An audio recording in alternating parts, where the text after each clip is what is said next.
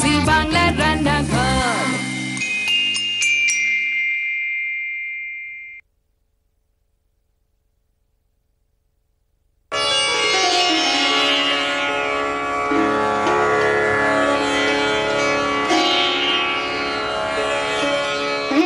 নীলমণিদের দেবালয়, বউবাজার হিদারাম ব্যানার্জি লেনে 1896 সালে প্রতিষ্ঠিত হয় এই দেব মন্দির।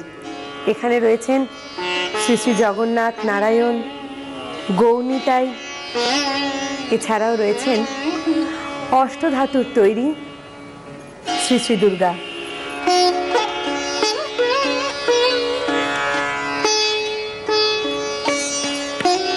রথ, দোলযাত্রা, জগদ্ধাত্রী পুজো এবং দুর্গা পুজো, এই 4 উৎসবে মেতে ওঠে এবাড়ির সব্বাই।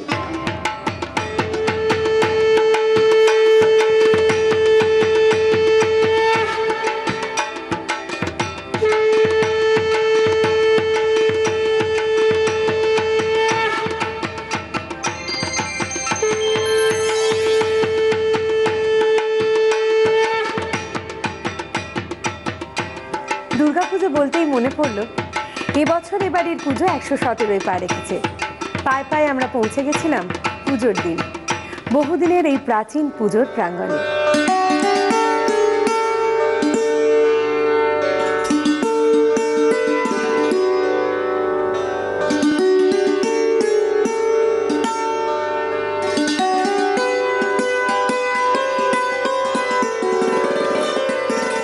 এবাড়ির মহিলারা একসঙ্গে রাঁধেন পুজোর ভোগ, মিহিদানা, দই বড়া, রাধা বল্লভী, মটর পনির, আরও কত কিছু।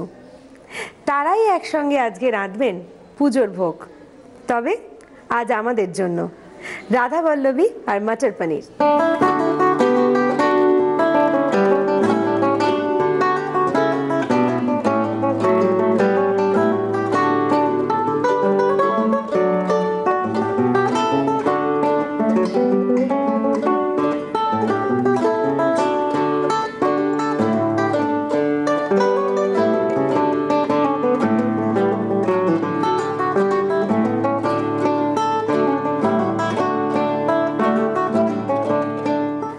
চলে এসেছি নীলমণিদের অন্দরমহল পেরিয়ে সোজা হেঁসেলে, এবং আপনারা দেখতেই পাচ্ছেন চারিদিকে আমাকে ঘিরে কিন্তু এবারই সব গিন্নিরা বসেছেন খুব সুন্দর করে সেজে গুজে, এবং পুজো পেরিয়ে গেছে তা সত্ত্বেও পুজোর একটা রেশ আমি আজকে পাচ্ছি। আর তার সঙ্গে আমার মনে পড়ে যাচ্ছে সুবর্ণলতার কথা। আমরা সেটা শুটিং করেছিলাম ঠিকই, কিন্তু আজকে আমি অ্যাকচুয়াল ফিলিংটা পাচ্ছি যে এতজন বউ মেয়ে একসঙ্গে মিলে এত কিছু রান্নাবান্নার আয়োজন করেছেন, এবং সব পুরোনো দিনের বাসনপত্র, পাথরের বাটি, যেগুলো আজকাল প্রায় চোখেই পড়ে না। আমার দুই পাশে রয়েছেন, এই পাশে রয়েছেন পুত্রবধূ, তো আপনি এবারই ললিতাদি এবং তার কন্যা পৌলমী। তোমরা একটু আমাদের সবার সঙ্গে আলাপ করিয়ে দাও, সব যারা কাকিমারা রয়েছেন সবার সঙ্গে আলাপ করিয়ে দাও একটু। আমাদের বাড়ির বড় বউ। আপনার নামটা বলবেন কাকিমা? নমস্কার। আর তারপরে মেজ বউ। আচ্ছা, নাম? আচ্ছা। আর আমি সেজো। আচ্ছা। আর বউ। আচ্ছা। আর ছোট বউ। ও, রীনা দে। আচ্ছা, আরো? ওর মেয়ে। আচ্ছা, তোমার নাম? দেবশ্রী দে। আচ্ছা, তাহলে পুজোতে তো নিশ্চয়ই প্রচন্ড আনন্দ হয়, বাড়ির পুজো, বাড়ির বউ মেয়েরা সবাই একসঙ্গে মিলে খুব হই হই হয়। আর ঠিক এরকম করেই একসঙ্গে ভোগ রান্না করেন সবাই মিলে একসঙ্গে? আচ্ছা বাবা, আমি বুঝতেই পারছি, মানে এখন তো আমি কয়েকজনকে পেয়েছি, বাকি যে কতজন পুজোর সময় আসেন এবং কত হই হুল্লোড় হয় তার কিন্তু একটা আমি আভাস পেয়ে যাচ্ছি। আচ্ছা, মটর পনির তো আপনাদের এই বাড়ির বিখ্যাত রেসিপি, তাই জন্যই আজকে আমরা রাধা বল্লভী এবং মটর পনির খাবো। শুরুতেই এক কাজ করি, রাধা বল্লভীটা আগে হাত দিই। হ্যাঁ হ্যাঁ, ঠিক আছে, সবাই রাজি? ঠিক আছে, তাহলে একটু রাধা বল্লভীতে করতে কি কি লাগছে উপকরণগুলো আমাদের দর্শকদের বলে দিন। হ্যাঁ আচ্ছা, প্রথমে আমাদের লাগছে বিউলির ডাল ভিজিয়ে, আগের দিন রাত্রে আমরা ভিজিয়ে রেখেছিলাম। আচ্ছা। আর ওটা আদা কাঁচা লঙ্কা দিয়ে বেটে রেখেছি। আচ্ছা। হ্যাঁ, আর তার সাথে সাদা তেলে একটু জোয়ান আর হিং ফোড়ন দিয়ে ওই বাটাটাকে দিয়ে নাড়াচাড়া করে, হ্যাঁ সাঁতলেছি আর নুন মিষ্টি দিয়েছি। আচ্ছা, এইভাবে রাধা পল্লবীর পুরটা তৈরি আমরা হয়েছে। করেছি। আচ্ছা, আর ওদিকে লাগছে আমাদের ময়দা আর আটা, মানে 3 ভাগ ময়দা 1 ভাগ আটা। আচ্ছা, এবার তাহলে কি হবে, আটার ময়দাটা প্রথমে মেশানো হবে তো? আচ্ছা, আপনি একটু বলে দিন কি কি পরপর মেশানো হবে। আচ্ছা, ওতে চিনি দেয়া হবে, একটু এগিয়ে দিয়ে। চিনি দেওয়া হবে প্রথমে 3 চামচ মতো চিনি। আচ্ছা, হ্যাঁ, নুন, হ্যাঁ হ্যাঁ, একটু চিনি আর নুন, চিনি নুন পরপর, তারপর হিং। বা ও তো অনেক কিছু জানে। হ্যাঁ, ও এত সবসময় দেখছে না, সবসময় দেখছে, এত বছর ধরে দেখছে না পুজো। আচ্ছা, নুন হলো, এরপরে হিং দিচ্ছেন,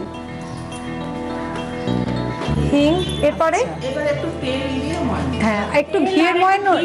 আর একটু হিং লাগবে মা, দেখো তো আর একটু হিং লাগবে কিনা। আচ্ছা, একটু ঘিয়ের ময়াম, একটু তেলের ময়াম, এই যে একটা চামচ আচ্ছা, ঘিটা অল্প দাও।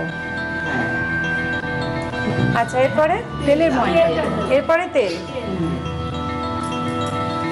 এই তেলের মাপটা খুব ইম্পর্টেন্ট না ময়দা মাখার ক্ষেত্রে, কতটা ময়াম হচ্ছে। এইটার মধ্যে মোটামুটি এই 4 হাতা তেল, 4 হাতা তেল লাগে, কারণ খানিকটা ঘি দেওয়া হয়েছে। আচ্ছা, ওদিকে ময়দা মাখা তো চলছেই। আপনারা একটু আমাকে বলুন যে পনির করতে, আপনি একটু বলুন মাটার পনির করতে কি কি লাগছে, আচ্ছা, কি কি উপকরণ। পনির লাগছে, হ্যাঁ, আর কড়াইশুঁটি লাগছে, মটর নয়, মানে ঘুগনির মটর নয়, কড়াইশুঁটি।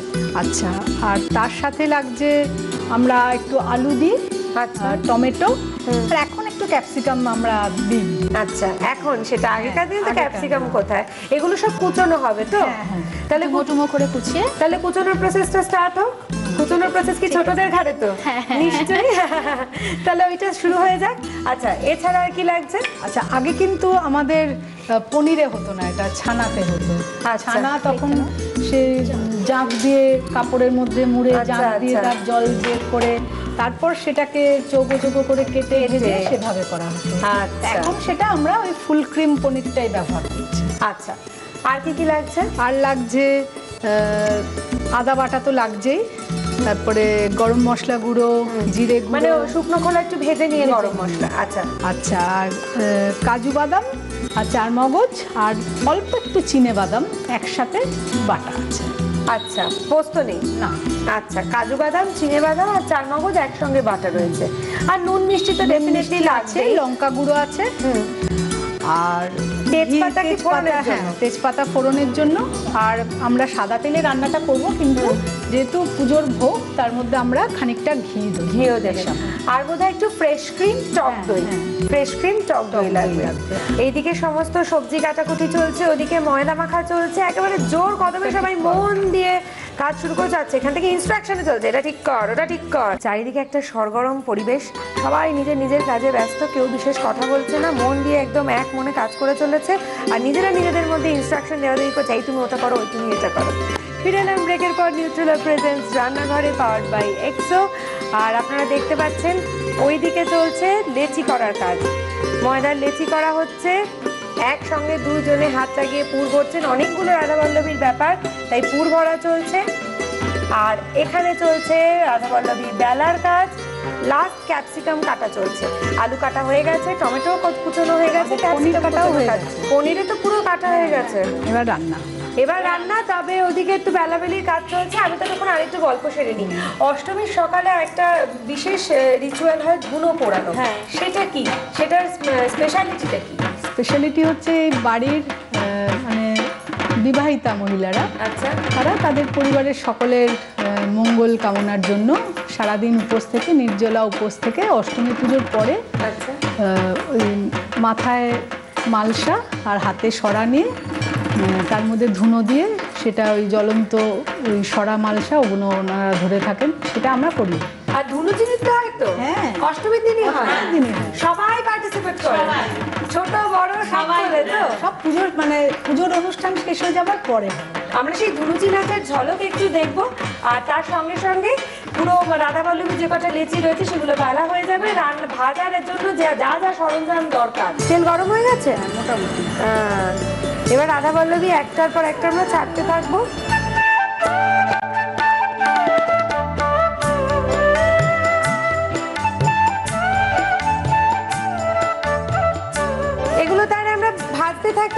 বলতে থাকি, ততক্ষণে আপনাদের জন্য রাধাবল্লভীর রেসিপিটা একবার।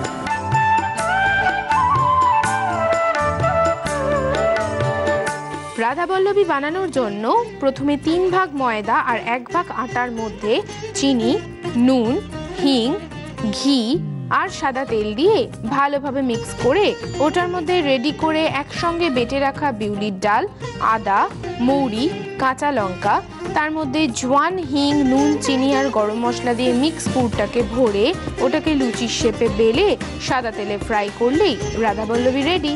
অনেক অনেক রাধাবল্লভী একসঙ্গে ভাজা হয়ে গেছে, আমার হাতে দেখতেই পাচ্ছেন। আর সবাই হাতে হাতে জিনিসপত্র নিয়ে দাঁড়িয়ে আছে মাটার পনিরের। এখন আমরা মাটার পনিরের প্রিপারেশন শুরু করব তো। আর এক্ষেত্রে আমরা ইউজ করব নিউট্রেলা সানফ্লাওয়ার অয়েল। আচ্ছা, প্রথমে কি করব? প্রথমে আমরা আলুগুলো ভেজে তুলে নেবো। চলো দিয়ে দাও। ব্যাস, একটু নুন দাও। এই তো। আচ্ছা, আপনার সিঁদুর খেলা হয় তো? বিসর্জন তো হয় না শুনলাম, সিঁদুর খেলাও হবে না? না, সিঁদুর খেলা হয় আমাদের জগদ্ধাত্রী পুজোয়, আমাদের মূর্তি আসে, সে তার বিসর্জনের দিন আমাদের সিঁদুর খেলা হয়। আচ্ছা, আলুগুলো মনে হয় লালচে লালচে হয়ে এসছে। হ্যাঁ, আলু ভাজা হয়ে গেছে। ভাজা গেছে, তুলে নেবে? আচ্ছা, এটা আমার হাতে রইল। দাও 3-4 চামচ দিয়ে দাও। ঘিটা ভালো গন্ধের জন্য। হ্যাঁ, একটু ঘি না দিলে ভালো লাগবে না। ঘি দেওয়া হলে এরপরে কি করব? তেজপাতা। আর তেজপাতা দাও। তেজপাতা ফোড়নে। তেজপাতাটা একটু চিড়ে দাও। গরম মশলা গুঁড়ো অল্প একটু দিও। ঘিয়ের গন্ধটা দারুণ হয়েছে, দারুণ এসছে। একটু ভোগ ভোগ মনে হয় না ঘিয়ের গন্ধটা হলে? এরপরে অল্প একটু লঙ্কা গুঁড়ো একটু দিয়ে দাও রংটা হওয়ার জন্য। আচ্ছা, আদাটার মধ্যে কি কোনো রকমের কাঁচা লঙ্কা? কাঁচা লঙ্কা একটু আছে, ভাবছি একটু অন্যরকম লাগছে। হ্যাঁ, চিনিটা অল্প দাও। আচ্ছা, টমেটো, তারপরে একটু চিনি। না, চিনিটা পরে আবার একটু দেবো, ওটা পরে আবার একটু টেস্টের জন্য দেওয়া হবে। লঙ্কা গুঁড়ো একটু দাও রংটা ধরার জন্য।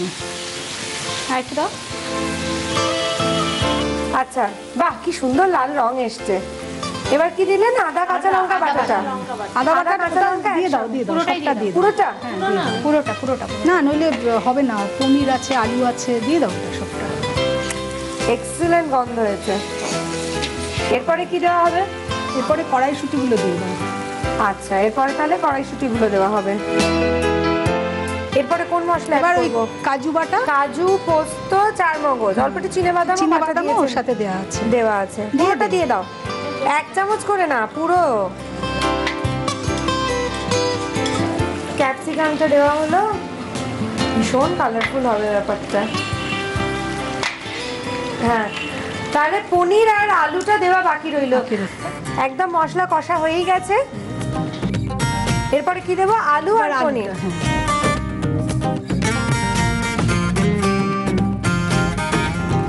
অল্প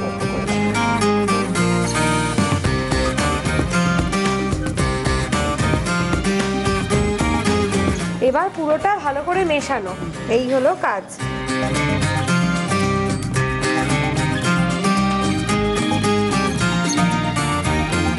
এরপরে আমরা দইটা দেবো। দইটা ফেটিয়ে রাখা আছে।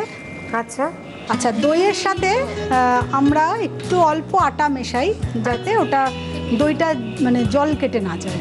আচ্ছা, দইটা তেলে দিলে অনেক সময় জল কেটে যায় না, হ্যাঁ হ্যাঁ, সেই জন্য। আচ্ছা ঠিক আছে। আচ্ছা, এবার দইটা দিয়ে দাও। দিয়ে দিন,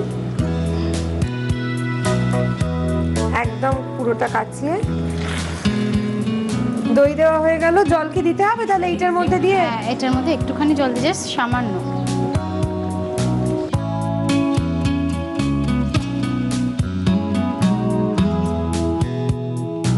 আরো একটু জল লাগবে। জল লাগবে, মাখা মাখা হয়। আচ্ছা, নুন চিনি দেওয়া হয়নি। এবার নুন চিনিটা দেওয়া হবে তো? আর একটু জল দাও। ব্যাস, আছে না, আটাটা দেওয়া আছে না, ওটা ঘন হয়ে যাবে। হ্যাঁ, আরেকটু দিয়ে দাও। আরেকটু, নইলে ফুটবে তো, ফুটে ওটা ঘন হয়ে যাবে। এবার নুন চিনিটা দিয়ে দাও। নিশ্চয়ই চিনি একটু বেশি আমাদের, হ্যাঁ, নিরামিষ রান্না তো একটু মিষ্টি বেশি হয়। হ্যাঁ, চিনিটা এবার ভালো করে মিশিয়ে, নুনটা আন্দাজ মতো।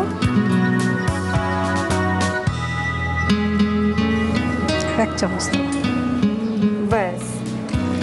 আচ্ছা, এটা ভালো মতো মেশানো হোক, আর নামানোর আগে খালি আমাদের তাহলে ফ্রেশ ক্রিম নামানো হবে।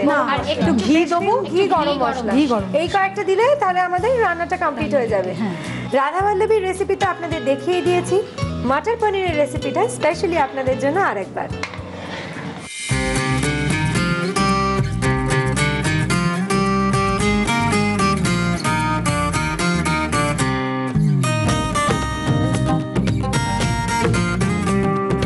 মটর পনির বানানোর জন্য প্রথমে নিউট্রেলা সানফ্লাওয়ার অয়েল গরম করে আলুগুলো দিয়ে সামান্য নুন দিয়ে ভেজে তুলে নিতে হবে।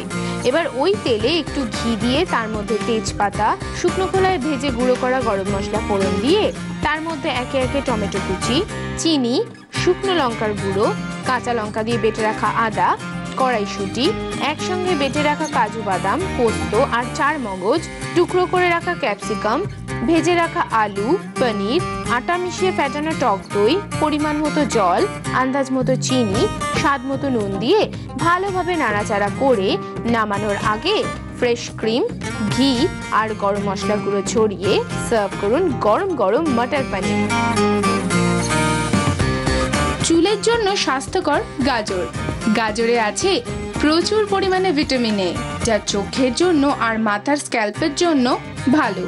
তাই প্রত্যেক দিন স্যালাডে গাজর থাকা ত্বকের জন্য জরুরি।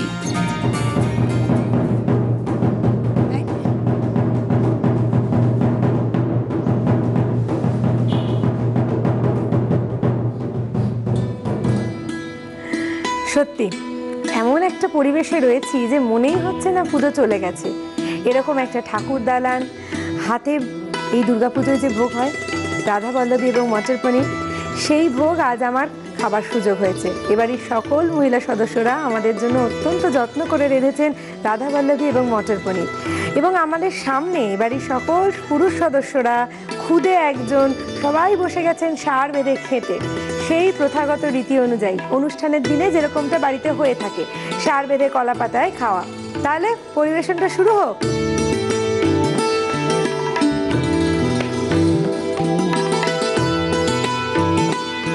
আজ এরকম ঠাকুর দালানে বসে ঠাকুরের সামনে এরকম ঠাকুরের ভোগ যেটা আপনারা রান্না করে দেন সেটা খাওয়া কিন্তু আমার জন্য সত্যি আমি ভেরি লাকি যে আমি এটা খেতে পাচ্ছি।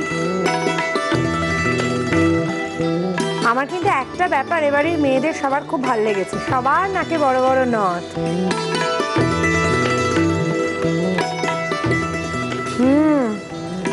খুব ভালো হয়েছে।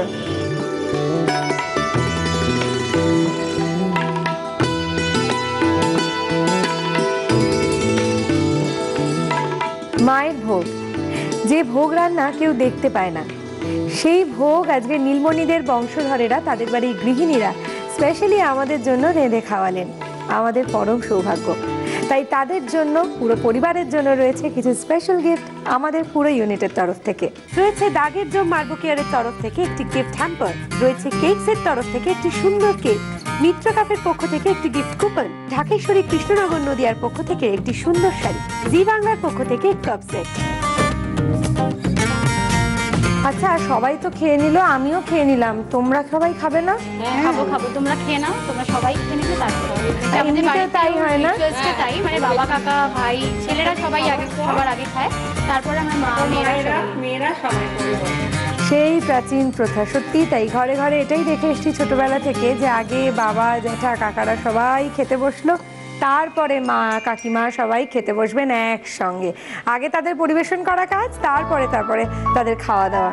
খুব ভালো লাগলো তোমাদের বাড়ি এসে, সত্যি মানে অনেক দিনের শখ ছিল আমাদের পুরো টিমের, আমাদের রান্নাঘরের অনেক দিনের প্রচেষ্টাও ছিল যে আমরা যাতে বনেদি বাড়ির এই একটা পরিবেশ, এই অ্যাটমসফিয়ারটাকে এবং বনেদি বাড়ির এই রান্নাটাকে, বিভিন্ন ধরনের রান্না যেগুলো পুজোর দিনে হয় সেগুলো আমরা আপনাদের কাছে পৌঁছে দেবো। আপনাদেরও নিশ্চয়ই অনেক কৌতূহল ছিল যে বনেদি বাড়িতে পুজোর দিনগুলোতে ঠিক কেমন করে পুজো হয়, কতটা আচার বিচার মেনে পুজো হয়, কী ধরনের ভোগ খাওয়া দাওয়া হয়, সবটাই আমরা চেষ্টা করব এই গোটা সপ্তাহে যতটা পারি আপনাদের সামনে তুলে ধরতে।